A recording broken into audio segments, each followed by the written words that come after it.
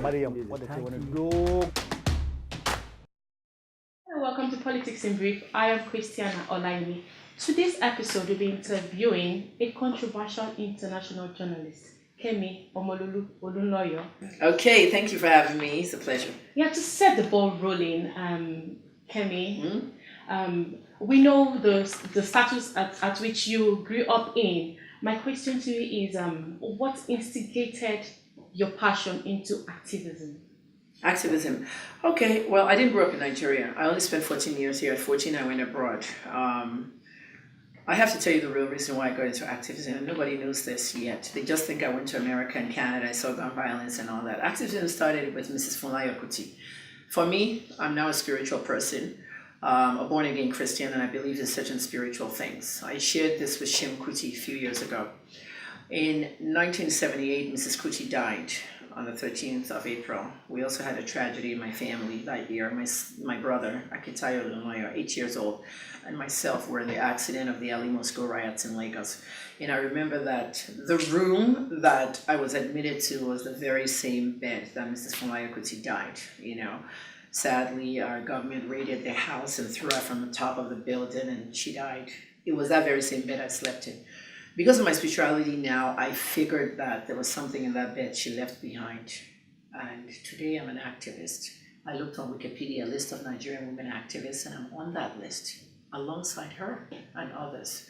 And I say to myself, it is now 40 years that we lost Mrs. Kuti. This April, my brother, who's going to be 48, he's fighting for his life right now. For the last 1 week, Tyre has been a quadriplegic, 40 years on the wheelchair since 8 years old.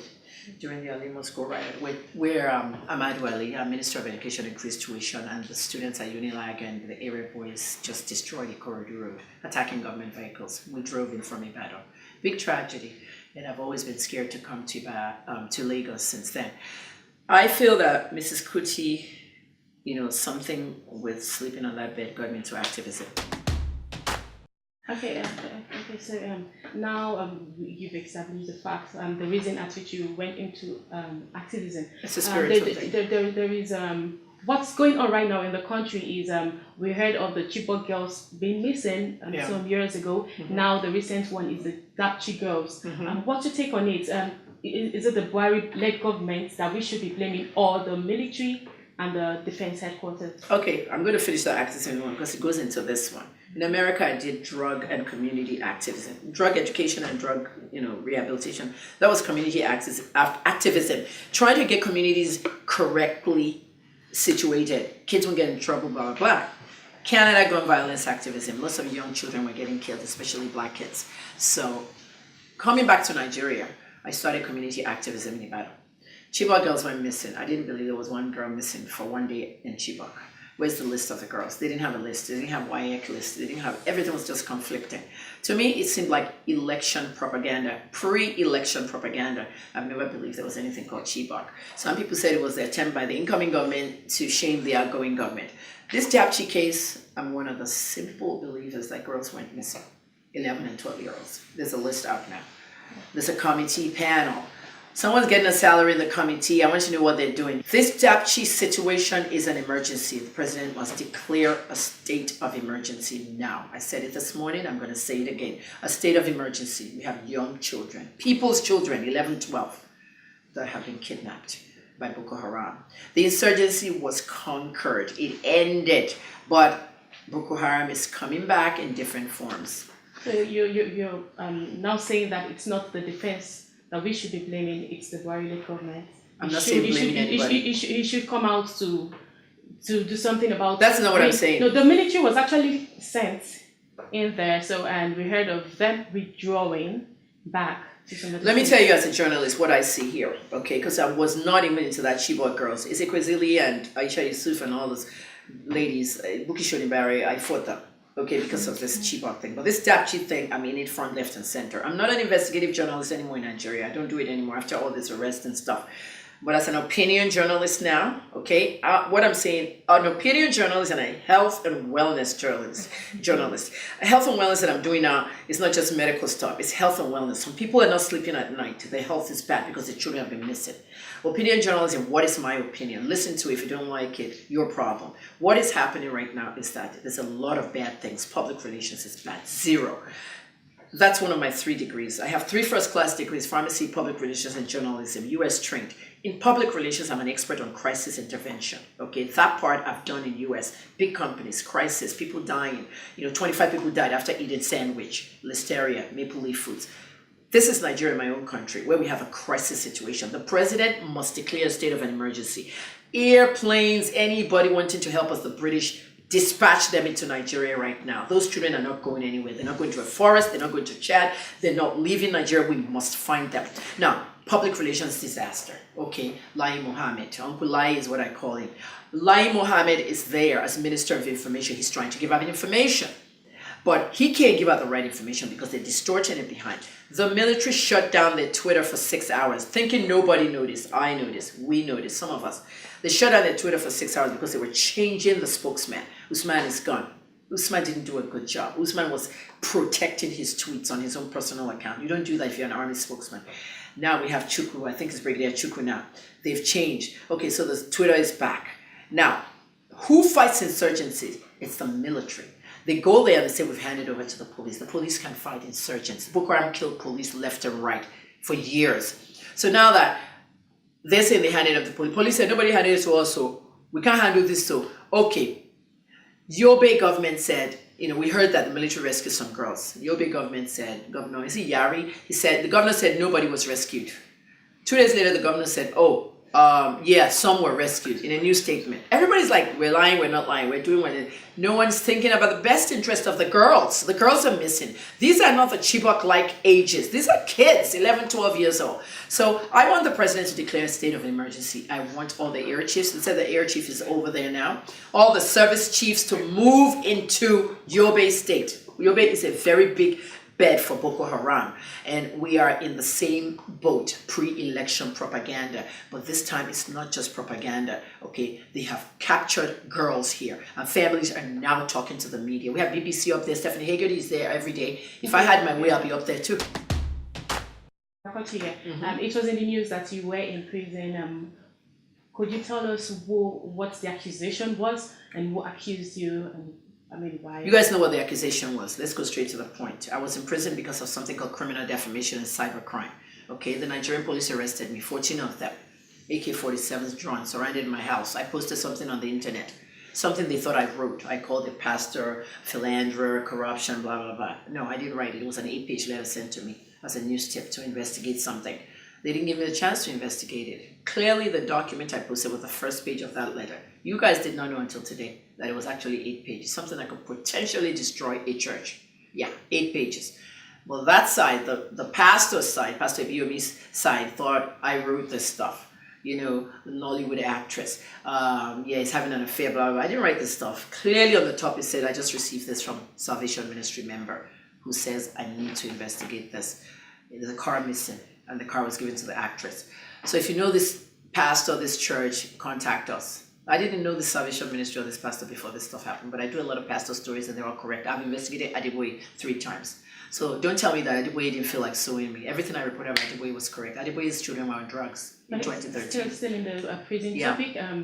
It's still in the news. We read in the news that you got married in prison. No, that's an old story. I didn't get married in prison. That's an old story before the third imprisonment. That was just a story that I wrote that I met Jesus in prison. If you look at it, I met Jesus. When I first came out, I went to prison 3 times. When I first came out, it was a story, a publicity thing, like I got married in prison. It's really like I met Jesus in prison, if you really read that headline, I didn't get married in prison. It was just a thing to say, I found Jesus in prison. So when Ibiomi actually blessed me and said, do I want to give my life to Jesus? I told him, I said, I already did in prison, but you can do it again. He's a genuine man of God, no doubt. But the world is eating Panadol for my headache. They're saying I should sue him, sue everybody. So recently you interviewed your father for 3 hours during his birthday. What could it have been that you talked for? My father's birthday is on April 14th. I haven't talked to my father for years. We fought over so many things, family issues, the breakup with my mom, ritualism, which I'm very open about. My father was a ritualist with a lot of his politician friends.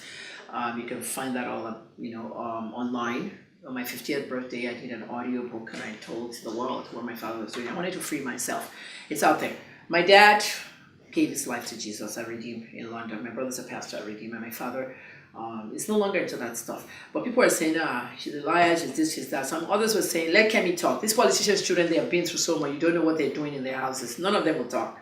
But when their fathers are bearing cows and goats alive in the compound and all this stuff, I had to tell the world all these things, atrocities and all that. But we're past that now. So when we made up, fans wanted me to make up with my dad. I just said, no. I just said, let me just go and do it. Alapo Graham Douglas told me that I should make peace with my dad. And Graham Douglas was very kind to me when I left the prison. I stayed with them. They did a great job. And Auntie Muriel and Alabo Graham Douglas, fed me. They took me to a tailor. They got me clothes, made everything. Wonderful family. And at the end of the day, I met up with my dad. The whole internet went viral. We're happy. So I just decided to go and visit Dad for Valentine's Day. I was with my dad for 3 hours on Valentine's Day and asked him all kinds of questions. Questions I know journalists can't even ask. Who is the cabal? Why is Nigeria like this? Why is Nigeria bad? Nigeria is bad because of Nigerians. Okay. Talking about Nigeria, with your passion in politics, people would expect that you would run for a governor, I didn't say I would run. Or a president. I wanted to run for governor. In Nigeria, you can't run easily. You need money. I was going to fund my political ambition with my fans. Most of my fans are abroad. They're here too, but the ones abroad have plenty of money. Pounds, dollars, euros. When we add it together, it can fund an election. Before I went to prison, I told them I wanted to be a governor of Oyo State, because I only said that because there's 42 people running for governor in Oyo State. So I said I'm joining the race. I'm the only woman, and if I'm elected, I'll be the first elected woman governor in Nigeria. When I went back to prison, I came out. I want to serve God for the people. Okay, I'm actually trying to be president in 2023. Senate, forget that Senate thing. I'm just going to go and destroy that place. My friends, Yeni Kuti was asking me this morning. I said, I'll send you the picture. My famous 16th birthday in Ikoyi, Lagos. Ben Bruce, Guy Bruce, all the Silverbird guys. Larry Tejo Show, Muji Okoya, the wife. Toyi Saraki, who is Toyi Ojora, Toyi Saraki now. Bukola Saraki, Baby Saraki. Everybody was at that party. It's a nice picture. You have to see, vintage. Everybody in that picture is a senator. Larry is in the Senate. Ben is in the Senate. Bukola is the president of the Senate. So when Kemi Olunloyo arrives at the Senate, now let me come and destroy the Senate for you. It'll be fun. But like you said, Jumoke was saying this morning. Kemi, you want to be governor so I can go to the Senate. How about Senate directly? You know what? I might run. I don't know. August is the deadline. Forms are free if you're a woman. But Ajumobi wants to run for the Senate. If I'm running for the Senate, I'm going for Oyo South. Ajumobi went to Oyo South. Served us 2003 to 2007. Ran for governor, lost, and then ran again, won, and then did 2 terms, which nobody has done in Oyo State. 8-year governor, and now he said he wants to run for Senate. He wants another term in the Senate, and I'm saying maybe I should run now. All right, ma. To round up, please, can you tell us who Kemi Olunloyo is? The left side of your brain, intelligence. This is where intelligence is in everybody's brain, the left side of your brain. Intelligence. My IQ is 207. I don't care what anybody tells you. They fought me over this thing on the internet because of Einstein. Albert Einstein's IQ is 140. Okay, quantum physics. Einstein did not see aspirin. Einstein died in 1954. Aspirin came in 1958. He did not see fax. No, he did not see telex, let alone fax. He did not see the CD, and he did not see social media. But look, quantum physics, gone. Okay, kids are dropping biology and physics in school today. Chemistry, they're still doing it because of pharmacy and all that. Quantum physics, America already blew up 3 space shuttles in the air with people in it dead. The Concorde took me to America for the first time. A supersonic jet, 8-hour flight. He took me from London to New York, 3 hours. Where's the Concorde? Phased out. they crashed. British Airways, Air France, and all that.